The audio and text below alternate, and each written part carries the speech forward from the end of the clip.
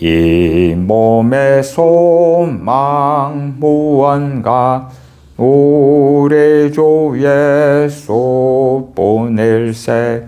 우리 주 예수 밖에는 믿으리 아주 없도다. 주 나의 반석이시니 그 위에 내가 서리라. 그 위에 내가 서리라. 무섭게 바람 부는 밤 물결이 높이 설렐 때 우리 주 크신 은혜에 소망에 닿을 줄이라. 주 나의 반석이시니 그 위에 내가 서리라. 그 위에 내가 서리라. 세상에 믿던 모든 것 끊어질 그날 되어도 구주의 언약 미사와 내 소망 더욱 크리라. 주 나의 반석이시니 그 위에 내가 서리라. 그 위에 내가 서리라. 바라던 천국 올라가 하나님 앞에 배울 때 구주의 의를 힘입어 어여치 바로 서리라. 주 나의 반석이시니 그 위에 내가 서리라. 그 위에 내가 서리라. 성경 다니엘 9장입니다.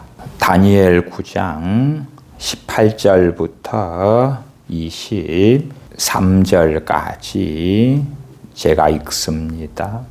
나의 하나님이여 귀를 기울여 들으시며 눈을 떠서 우리의 황폐된 상황과 주의 이름으로 일컫는 성을 보옵소서. 우리가 주의 앞에 간구하옵는 것은 우리의 의를 의지하여 하는 것이 아니요 주의 큰 긍휼을 의지하여 함이오니 주여 들으소서. 주여 용서하소서. 주여 들으시고 행하소서. 지체치 마옵소서. 나의 하나님이여 주 자신을 위하여 하시옵소서. 이는 주의 성과 주의 백성이 주의 이름으로 일컫는 바 됨이니이다.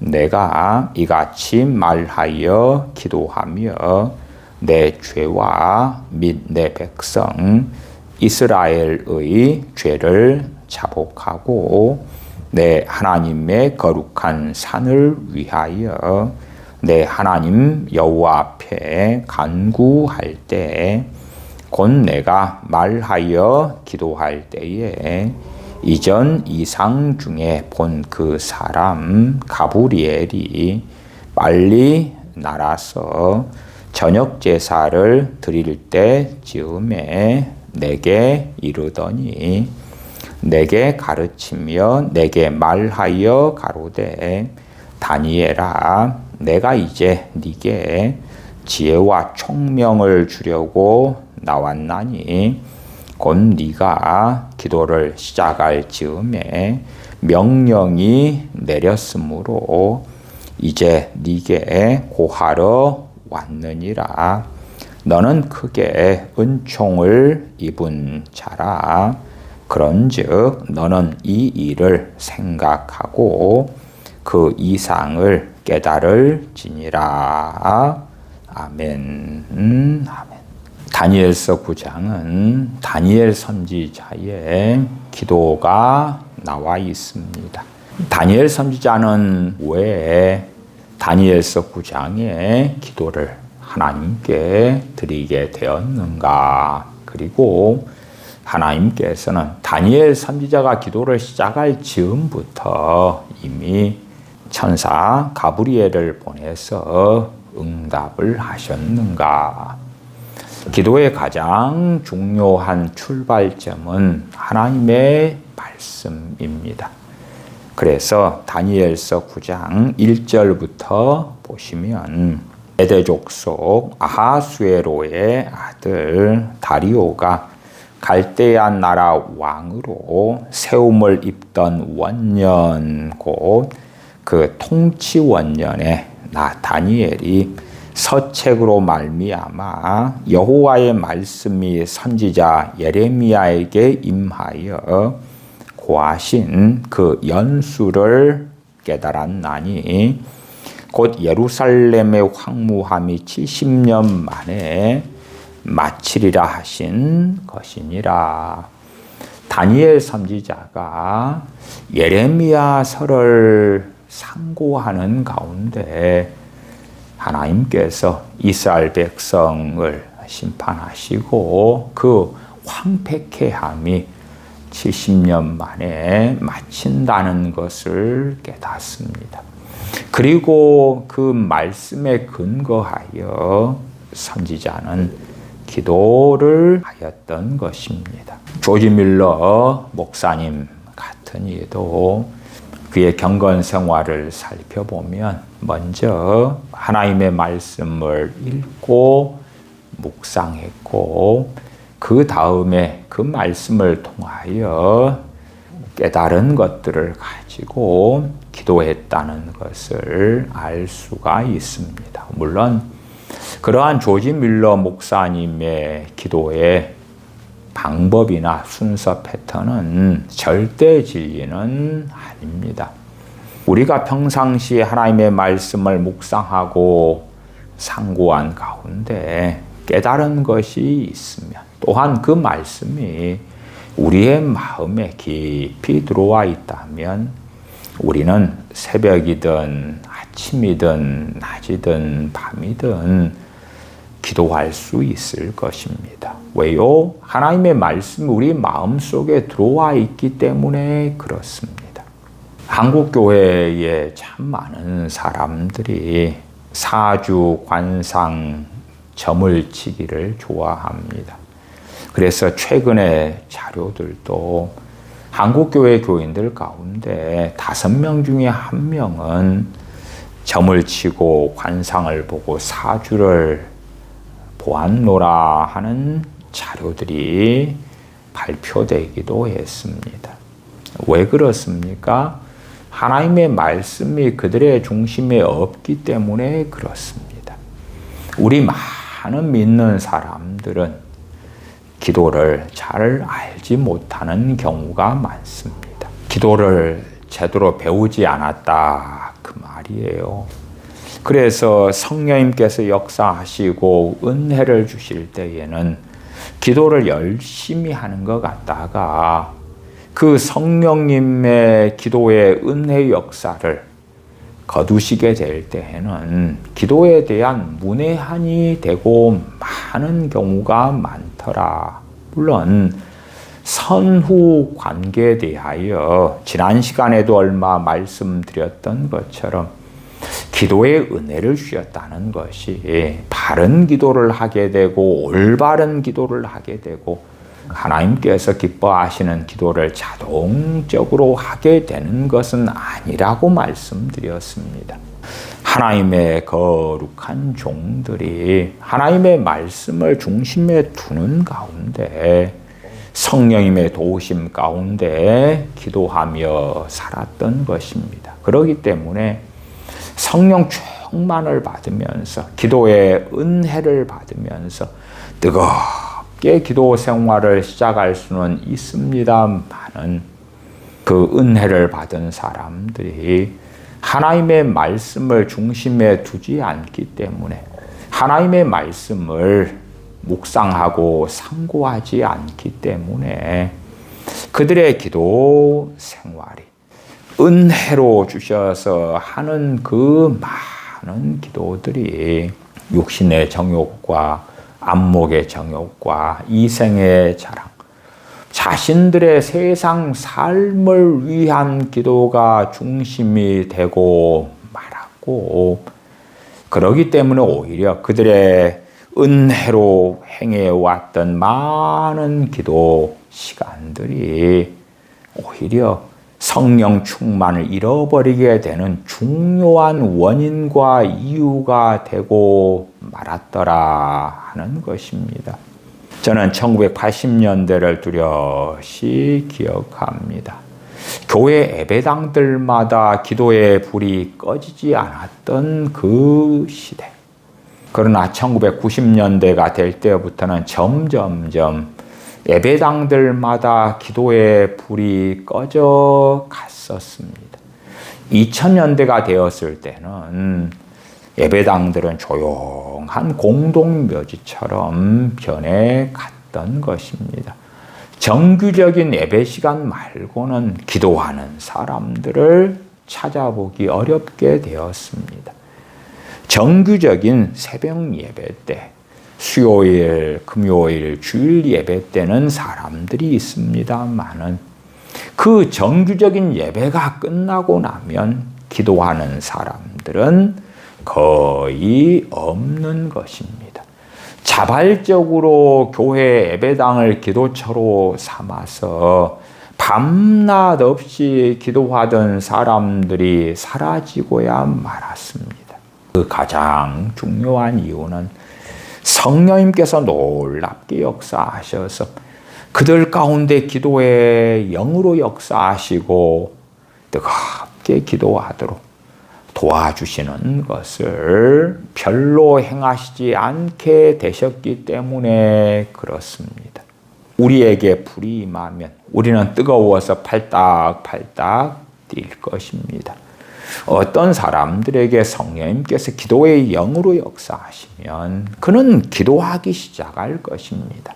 문제는 기도의 은혜를 주셨는데 기도를 오용하고 남용하며 잘못되게 행하는 것입니다. 여러분의 사랑하는 자녀들이 있는데 자녀들에게 용돈을 주었어요.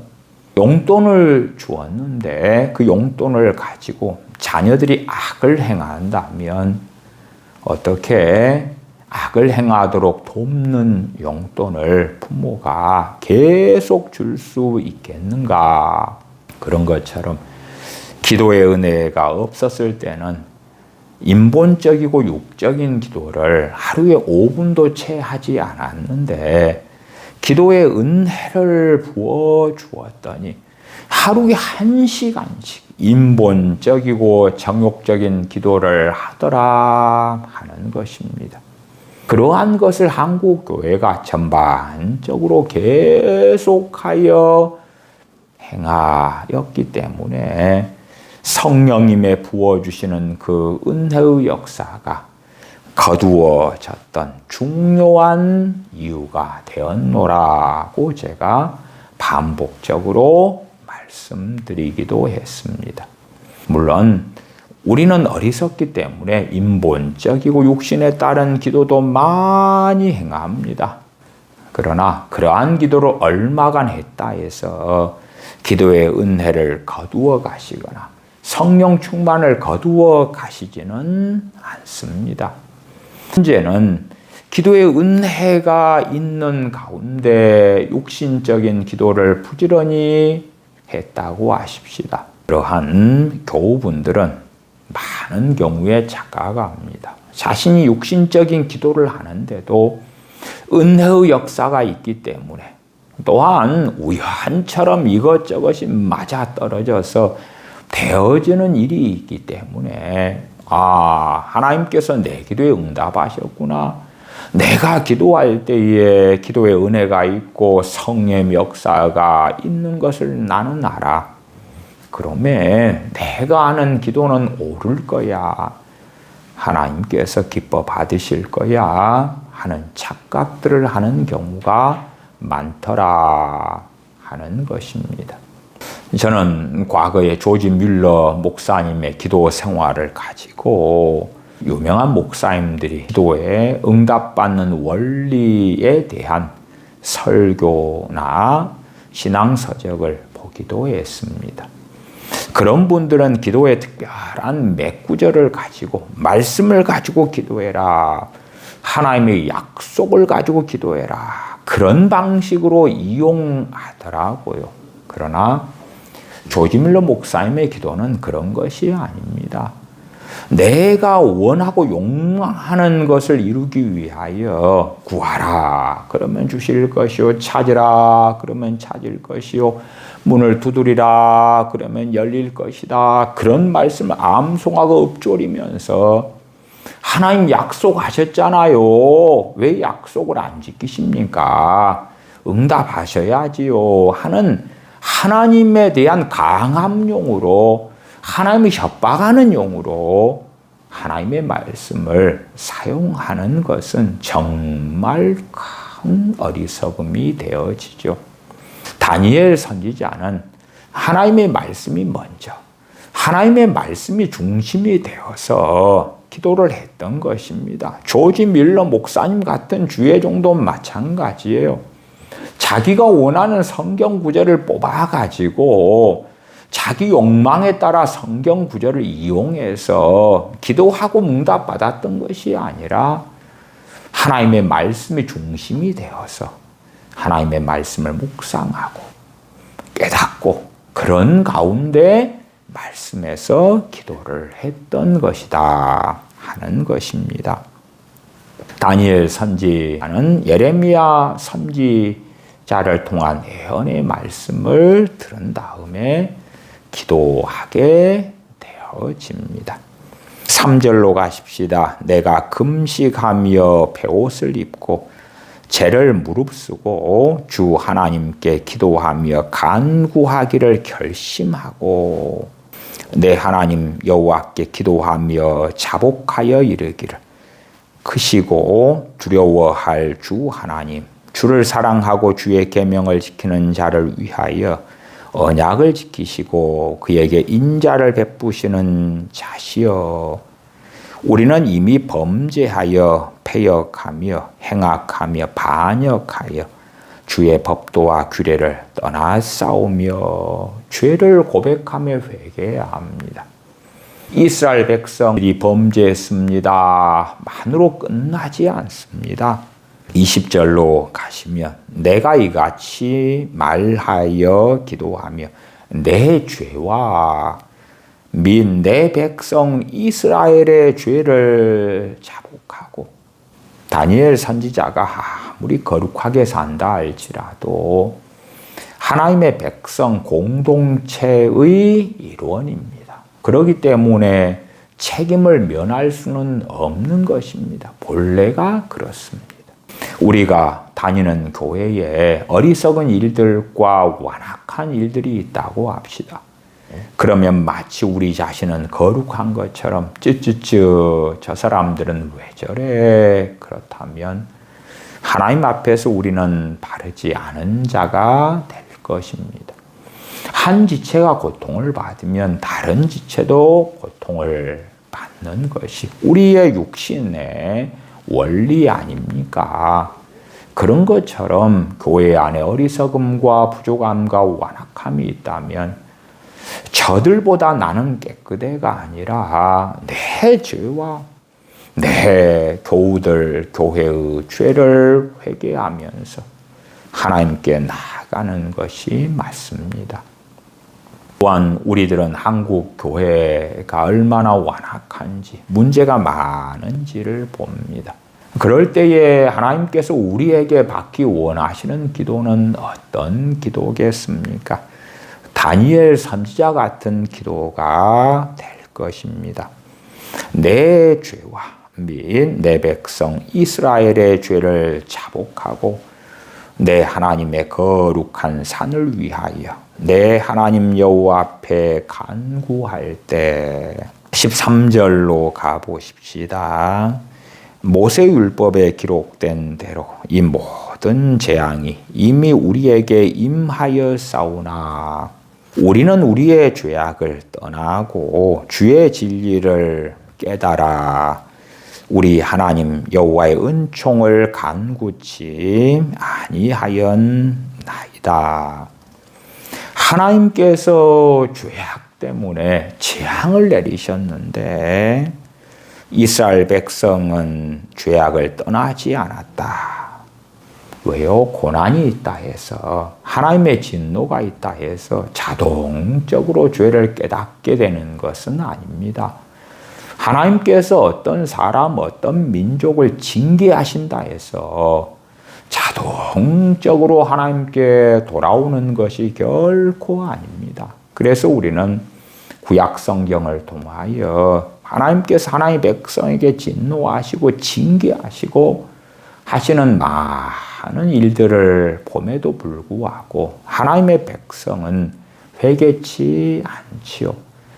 회개하는 중심은 13절 하반에 있는 것처럼 주의 진리를 깨달아 하나님의 말씀에 달려 있는 것입니다.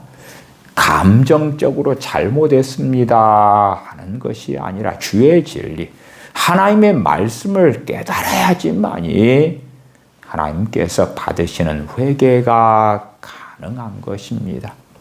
고난을 받아서 힘들기 때문에 어렵기 때문에 하나님 잘못했어요 하는 잠깐의 어려움만 피하려는 잘못했어요는 결코 하나님께서 받으시는 회개가 되지 않습니다. 그렇기 때문에 다니엘 선지자가 자신의 죄와 이스라엘 백성의 죄를 끌어안고 하나님께 나아가 회개했을 때의 회개의 중심은 하나님의 말씀, 모세를 통하여 주신 율법 등이 있었던 것입니다. 그래서 우리는 다니엘서 9장 4절 이하로 볼 때에 신명기 28장의 복과 저주의 하나님의 말씀이 중심을 이루는 것을 보아요. 다니엘 선지자의 중심에 기도를 시작할 때도 예레미야 선지자의 서책을 통하여 깨달은 것을 가지고 하나님의 말씀을 깨닫는 가운데 기도를 시작할 뿐만 아니라 죄를 회개할 때도 하나님의 말씀이 중심이 되어져서 회개했던 것입니다. 하나님께서 그의 백성들에게 재앙을 내리셨지만 하나님의 백성들은 진리를 깨달아서 회개한 것이 아닙니다. 진리를 깨달아 회개했다면 이스라엘 백성은 하나님 여호와의 은총을 간구했을 것인데 그렇지 않았습니다. 하나님 불쌍히 여겨주십시오. 하나님 긍휼히 여겨주십시오. 하나님 잘못했습니다. 우리는 하나님의 말씀을 통하여 죄를 깨달을 수가 있습니다.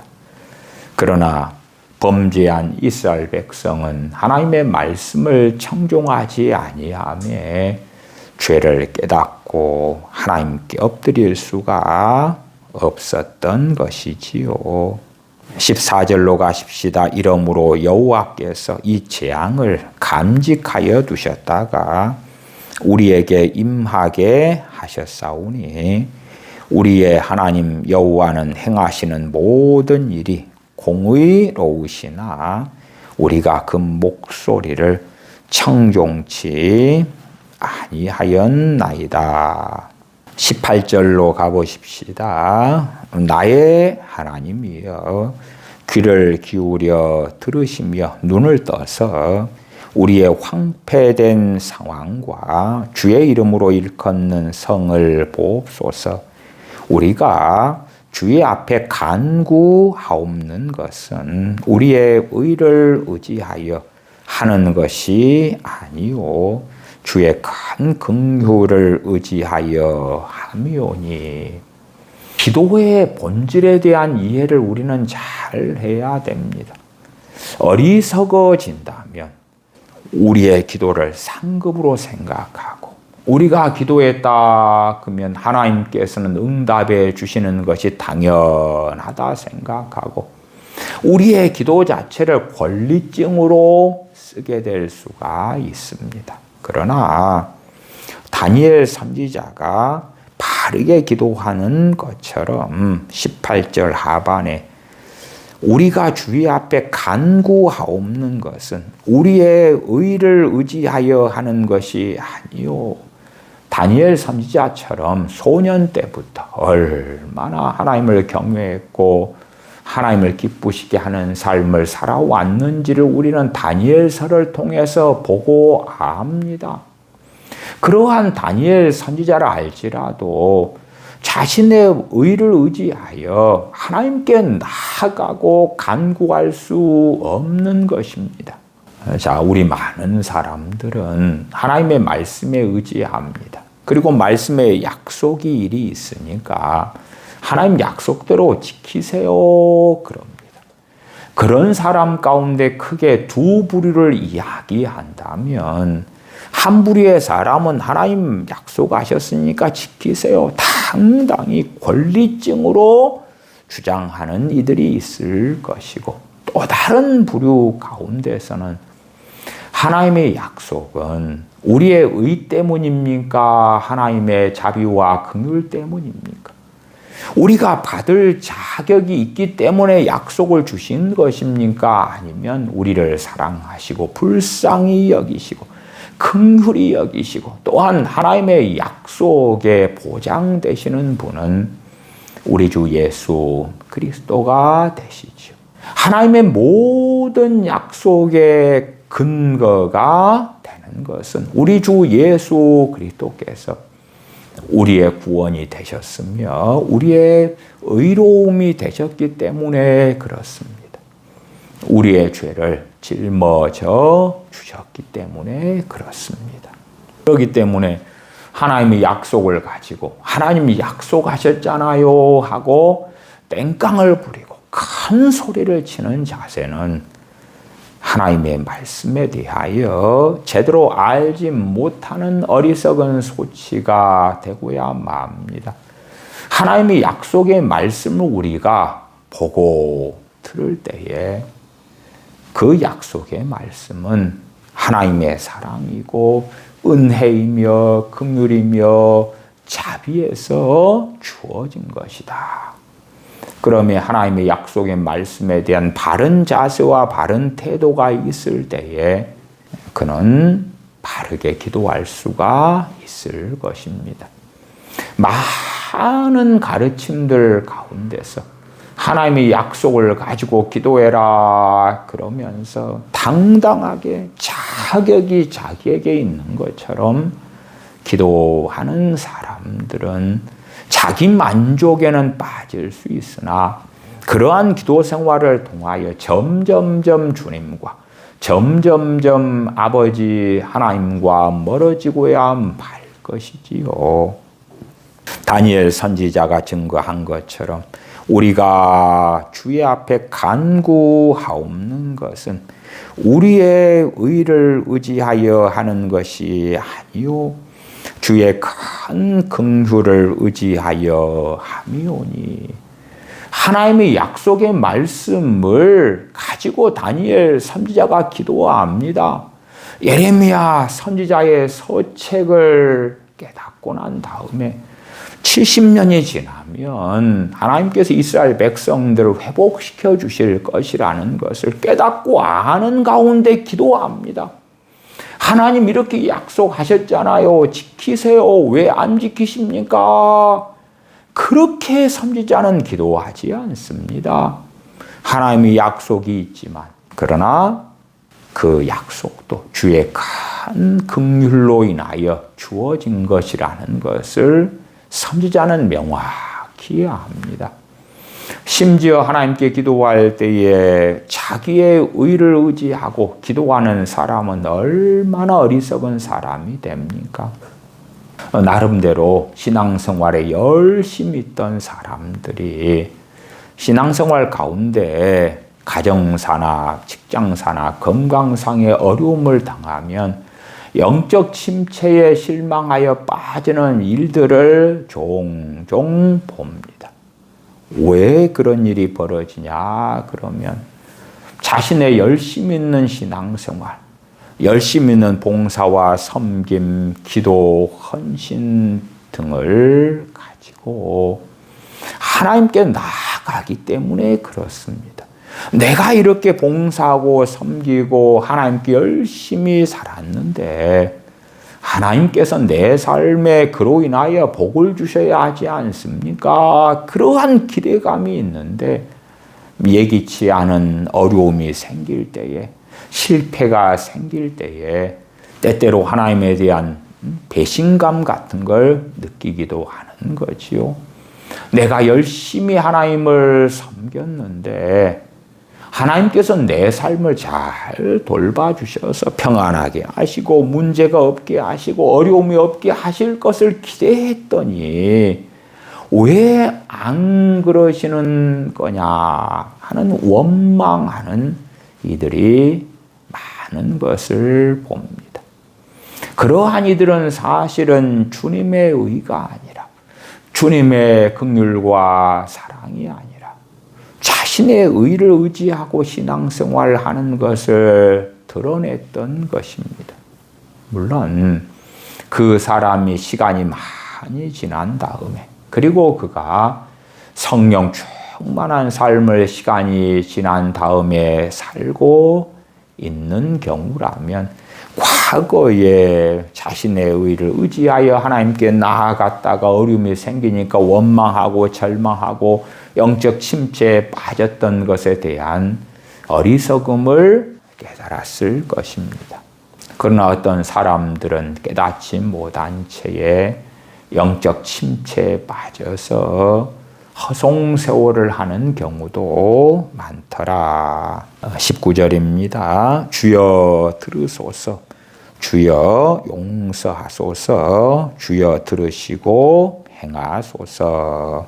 저는 과거 1980년대부터 많은 부흥사 목사님들이 주여 삼창을 가르치면서 이 다니엘서 9장 19절 주여 들으소서, 주여 용서하소서, 주여 들으시고 행하소서, 이 구절에서 주여 주여 주여 삼창을 진리처럼 가르쳐왔던 많은 설교들을 들었습니다. 그러나 최소한은 주여 주여 주여 3번 하고 기도하자 그런 것 가지고 따지려는 건 아닙니다. 그러나 우리가 다니엘 선지자의 기도가 4절부터 이어져 와요. 그래서 주여 들으소서 그러면 그 앞에 했던 기도들이 쫙 있는 가운데 주여 들으소서, 또한 주여 용서하소서, 그것도 4절 이후로 나와 있는 다니엘 선지자가 회개하며 고백하는 그 많은 죄들에 대한 자백과 실토 가운데 주여 용서하소서 하는 것입니다. 또한 주여 들으시고 행하소서 하는 것도 마찬가지 맥락입니다. 물론 19절 말씀을 자세히 문맥적으로 살펴보면 주여 삼창으로 끝나는 건 아니지요. 왜냐하면 그 다음에 지체치 마옵소서, 거기에 주여가 생략되어 있는 건 당연한 이야기죠. 지체치 마옵소서, 그러면 주여 사창이 되겠죠. 주여는 생략되어 있지만 그 다음 9절은 나의 하나님이여 주 자신을 위하여 하시옵소서, 나의 하나님이여 하고 주여가 같은 의미이지요.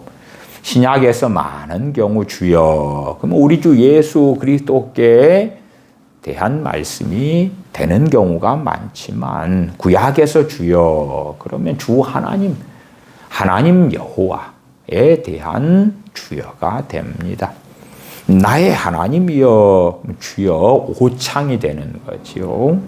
나의 하나님이여 주 자신을 위하여 행하시옵소서. 이는 주의 성과 주의 백성이 주의 이름으로 일컫는 바입니다.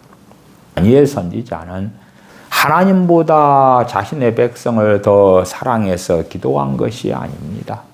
하나님 내 백성들의 황폐함을 보십시오. 얼마나 짠합니까? 불쌍합니까가 아니라 자신의 백성들 이스라엘을 위한 기도인데 민족주의 자신의 백성을 너무나 사랑해서 기도하는 것이 아니라 하나님을 사랑하기 때문에 하나님의 영광 때문에 기도하는 걸 알 수가 있습니다. 우리가 우리의 자녀나 가족을 위해 기도하더라도 자녀보다 하나님을 더 사랑해서 하나님의 영광을 위하여 우리의 자녀들을 놓고 기도하는 것이 바른 것입니다. 겉보기에 기도가 동일하게 보인다 할지라도 하나님께서는 각 사람의 심령을 감찰하시지 않습니까? 그 사람의 심령의 동기가 무엇이냐 하는 것입니다. 다니엘 선지자는 19절 하반에 나의 하나님이여 주 자신을 위하여 하시옵소서. 주 하나님의 영광, 여호와 하나님의 영광을 위하여 행하시라. 그렇게 구하는 것입니다. 어떤 사람들은 남편이나 아내 때문에 고통을 받습니다. 그래서 기도합니다. 하나님 만나주세요. 변화시켜주세요. 그가 변화되면 내가 사는 것이 편안하고 수월하니까. 그 동기는 사실은 자신의 영광을 위한 동기지요. 겉보기에는 그를 구원해 주세요. 변화시켜 주세요. 할지 모르지만 자신의 안일과 평안을 위한 기도가 되지요. 다니엘 선지자가 자신의 백성 이스라엘을 위하여 기도하는데 민족주의 때문에 기도하는 것이 아닙니다. 한국 교회의 많은 사람들은 대한민국을 위해 기도하는데 국가주의나 민족주의가 중심이 될 때가 많아요. 대한민국이 잘 되고 한국교회가 잘 되면 평안하고 행복하게 살 수 있으니까. 그러나 동일한 기도 내용이라도 그 사람의 중심, 동기는 무엇인가? 다니엘 선지자 같은 동기가 되어져야 할 것입니다. 20절 내가 이같이 말하여 기도하며 내 죄와 및 내 백성 이스라엘의 죄를 자복하고 내 하나님의 거룩한 산을 위하여 내 하나님 여호와 앞에 간구할 때 20절 하반에도 이렇게 나와요. 내 하나님 거룩한 산을 위하여 내 하나님 여호와 앞에 간구할 때 하나님 내 백성 얼마나 불쌍합니까? 내 동포 이스라엘 유대인들 얼마나 절박하며 고통스러운 상황에 놓여 있습니까?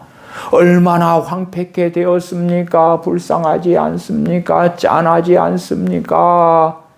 그런 것이 아니라 내 하나님의 거룩한 산을 위하여 내 하나님의 거룩한 산을 위하여 내 하나님 여호와 앞에 간구할 때 그렇게 다니엘 선지자는 기록합니다. 21절 곧 내가 말하여 기도할 때에 이전 이상 중에 본 그 사람 가브리엘이 빨리 날아서 저녁 제사를 드릴 때 즈음에 내게 이르더니 곧 내가 말하여 기도할 때에 기도 중에 다니엘 선지자는 응답을 받습니다. 그가 무릎을 꿇고 기도하는데 기도를 끝내기도 전에 응답받는 것을 봅니다. 이사야 65장에 보면 신천신지가 이루어졌을 때에 그 가운데 사는 하나님의 백성들이 기도하는 것에 대한 말씀이 나와 있어요. 이사야 65장 17절에 보면 보라 내가 새 하늘과 새 땅을 창조하나니 이전 것은 기억되거나 마음에 생각나지 아니할 것이라. 베드로후서 3장 13절 말씀처럼 우리는 그의 약속대로 의에 거하는 바 새 하늘과 새 땅을 바라보도다. 계시록 21장 1절 또 내가 새 하늘과 새 땅을 보니 처음 하늘과 처음 땅이 없어졌고 주님 재림하신 다음에 신천신지 옛 땅과 옛 하늘이 사라지고 새 하늘과 새 땅이 도래할 때에 그 얼마 뒤에 이사야 65장 24절에 그들이 부르기 전에 내가 응답하겠고 그들이 말을 마치기 전에 내가 들을 것이며. 어떤 사람들은 이사야 65장 24절을 문맥을 떼어놓고 여러분들은 성경 말씀을 기억하세요. 그들이 부르기 전에 하나님께서 응답하신다고 했어요.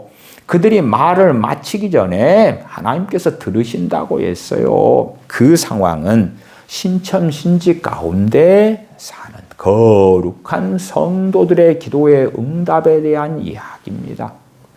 우리 믿는 사람들이 주님 재림하신 다음에 거룩해지고 죄를 떠나고 벗어나게 되는 가운데 신천신지에 천국에 살 때에 우리가 하나님을 부르기 전에 응답하시고 우리가 기도를 마치기 전에 하나님께서 듣고 응답하실 것이라는 놀라운 약속의 말씀이 되어지죠. 그러나 문맥을 잘라버리고 떼어버린 다음에 자, 이 약속의 말씀을 붙잡고 여러분 기도하세요 하면 매우 당황스럽죠. 최소한 다니엘 선지자의 모든 기도에 하나님께서 그렇게 응답하신 건 아니었습니다만은 다니엘서 9장에서 다니엘 선지자가 기도하는데 그의 기도에 무릎이 펴지기 전에 하나님께서는 응답하셨어요. 마치 이사야 65장 24절에 새 하늘과 새 땅 가운데 성도들이 살면서 아버지 하나님께 기도하고 응답받는 것처럼 그러했다. 어떤 믿는 사람들은 때때로 기도를 하자마자 하나님께서 응답하시는 것을 누리고 볼 수 있어요. 물론 하나님의 응답이라는 것이 22절로 가시면 내게 가르치며 내게 말하여 가로되 다니엘아 내가 이제 네게 지혜와 총명을 주려고 나왔나니 곧 네가 기도를 시작할 즈음에 명령이 내렸으므로 기도에 대한 응답인데 그 기도에 대한 응답이 하나님의 백성 이스라엘의 해방이고 회복에 대한 것이 즉각 일어나는 그것은 아니고 23절 하반에 너는 크게 은총을 입은 자라 그런즉 너는 이 일을 생각하고 그 이상을 깨달을지니라. 그 이상에 대한 지혜와 총명을 주려고 가브리엘 천사가 보내심을 받았다. 그 말이에요. 이상은 환상이죠. 이 이상에 대한 것은 어디에 있냐 그러면 다니엘서 8장에 있습니다. 다니엘서 8장의 그 이상 환상에 대한 것이 다 마무리 지어지지 않고 8장이 끝납니다.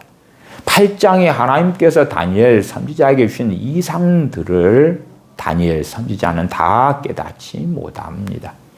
앞으로 되어질 일들, 그것에 대하여 가브리엘 천사를 하나님께서 보내셔서 지혜와 총명을 주시려고 하셨다 하는 것입니다. 우리가 생각하는 단순히 하나님 70년이 차면 해방시켜 주신다고 했잖아요. 이제 다 되었으니까 그 응답을 눈에 보고 싶어요.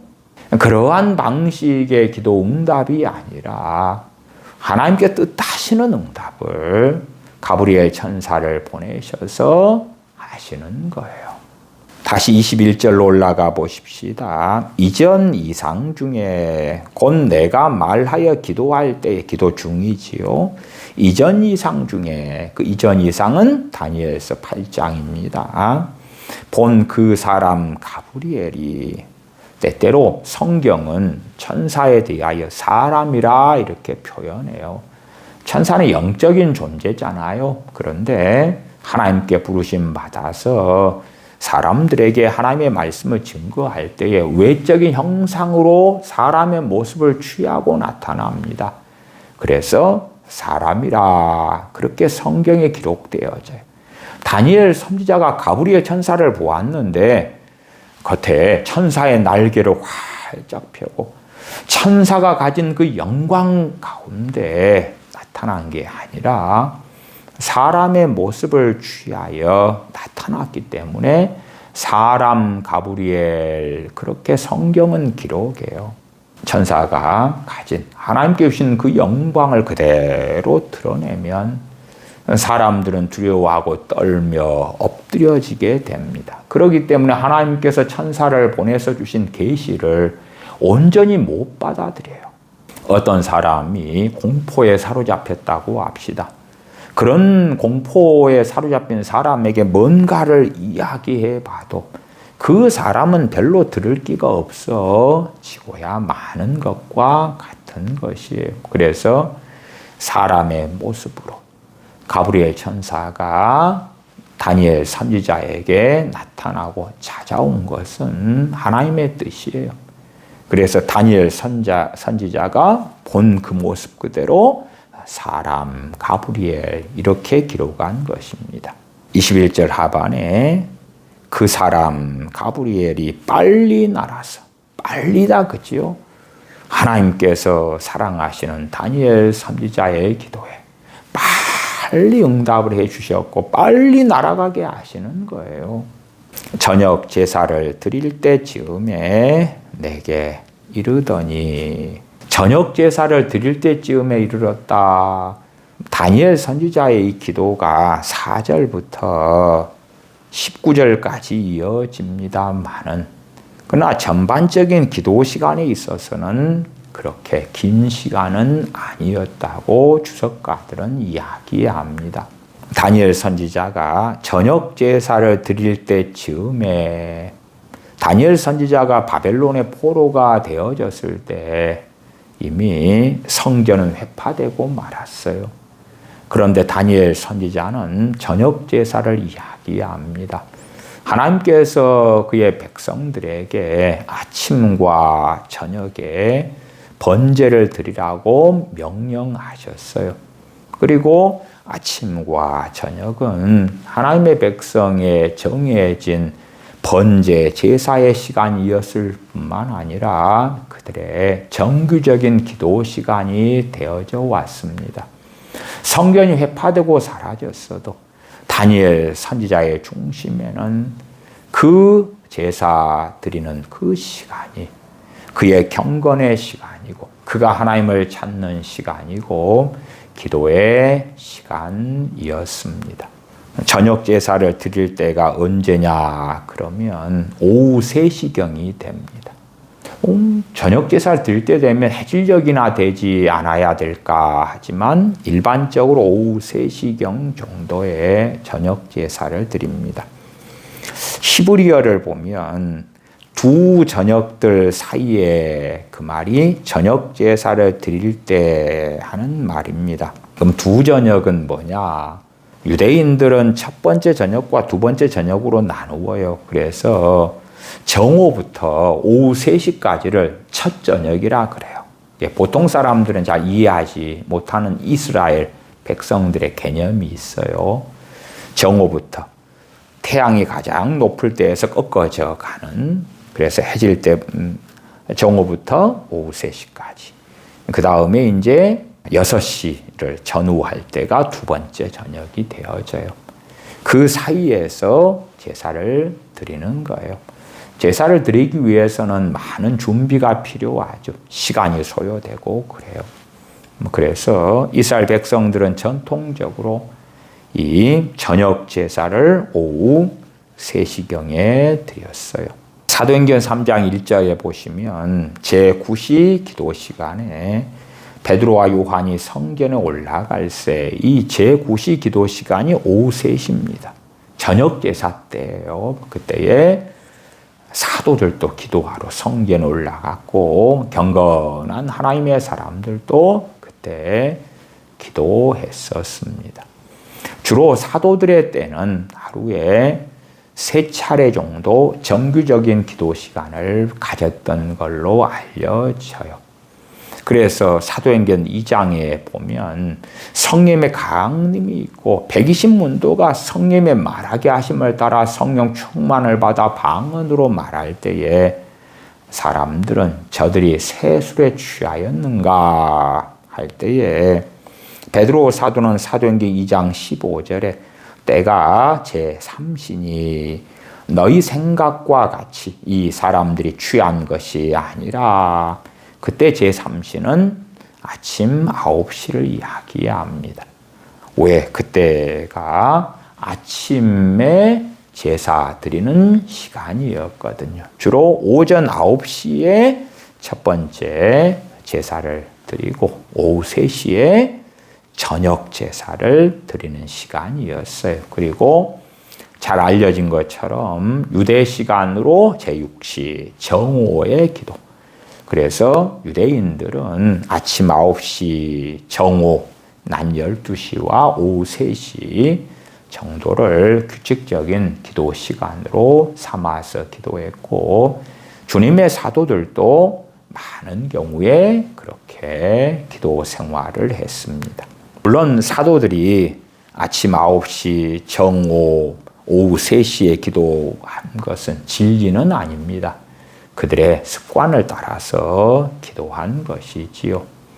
정오에 기도한 것은 사도행전 10장 9절에 보면 이렇게 나와 있어요. 이튿날 저희가 길을 가다가 그 성에 가까이 갔을 때에 베드로가 기도하려고 지붕에 올라가니 그 시가 제6시더라. 그 6시는 유대 시간 6시고 로마 시간으로는 12시. 정오가 되어져요. 그래서 성경을 통하여 사도들이 아침 9시에 정오에 오후 3시에 기도했구나를 알 수가 있어요. 물론 우리 주님께서는 많은 경우에 새벽 미명에 기도하셨다는 것을 압니다. 또한 다윗도 내가 새벽을 깨우리로다. 그는 새벽에 찬양하고 새벽에 기도하고 새벽에 말씀을 묵상했다는 것을 시편을 통하여 확인할 수가 있습니다. 몇 시에 우리가 일어나서 기도하는가 하는 것에 대한 절대 진리는 없습니다. 그러나 우리는 정해진 시간을 가지고 하나님께 나아가는 것이 마땅하다. 다니엘 선지자도 저녁 제사를 드릴 때쯤에 내게 이르더니 다니엘 선지자가 그때 기도했으니까 그러했던 것입니다. 다니엘 선지자만이 아니라 포로로 잡혀온 경건한 유대인들도 저녁 제사 시간을 여전히 기억하여 그 시간에 기도하는 습관들이 있었다 알려집니다. 비록 희생 제사는 성전이 회파되고 중단되었지만 하나님 앞에 제사하며 예배하며 기도했던 그 시간들을 기억해서 하나님께 마음의 제사, 기도의 제사, 찬미의 제사는 깨어있는 하나님을 사랑하는 사람들은 려왔었다 하는 것입니다. 초대교회 같은 경우도 이 저녁 제사 기도, 이것은 오후 3시라 그랬죠. 오후 3시 기도를 꽤 중요시 여기기도 했어요. 물론 그렇게 우리도 사라진다는 이야기는 아닙니다. 그러나 주님께서 언제 십자가에서 돌아가셨는가 할 때에 오후 3시 저녁 제사 드리는 그 시간이 오후 3시인데 그때에 어린 양을 잡았지요. 출애굽기 29장 38절 39절을 보면 네가 단 위에 드릴 것은 이러하니라. 매일 1년 된 어린 양 2마리니 한 어린 양은 아침에 드리고 오전 9시 전후입니다. 한 어린 양은 해질녘에 드릴지며 오후 3시 전후가 됩니다. 어린 양을 하나님께 드리는 그 시간, 어린 양 대신 그리스도께서 엘리 라마 사박단이 다 이루었다 하시고 운명하시는 그 시간이 오후 3시 정도가 되었습니다. 그래서 유대인들의 전통을 따라서 오전 9시, 정오, 오후 3시 기도만이 아니라 어린 양 대신 주님께서 십자가에서 달리시고 운명하시는 그 시간. 그래서 오후 3시경에 기도를 초대교회 교인들은 많이 하기도 했습니다.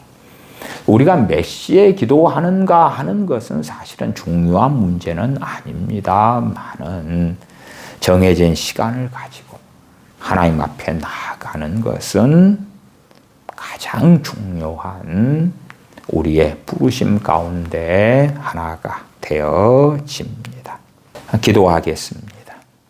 아버지 하나님, 하나님의 사람들이 새벽 미명에 일어나 기도하고 누구보다도 우리 주님께서 새벽 미명에 일어나 기도하고 또한 제9시, 정오, 오후 3시 등의 시간을 정하여 하나님 앞에 나아가고 엎드렸던 것처럼 하나님의 백성들인 저희들이 우리들 각자마다 정해진 시간을 가지고 정규적으로 하나님 앞에 나아가며 말씀을 상고하며 기도하며 찬미하는 자들이 되도록 저희를 도와주시옵소서.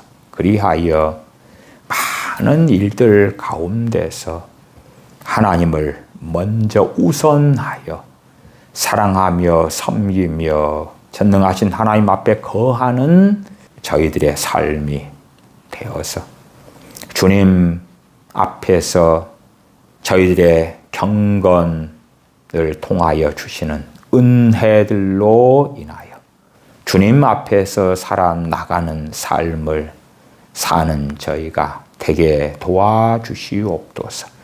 우리 주 예수님의 이름으로 기도하옵나이다. 아멘. 아멘.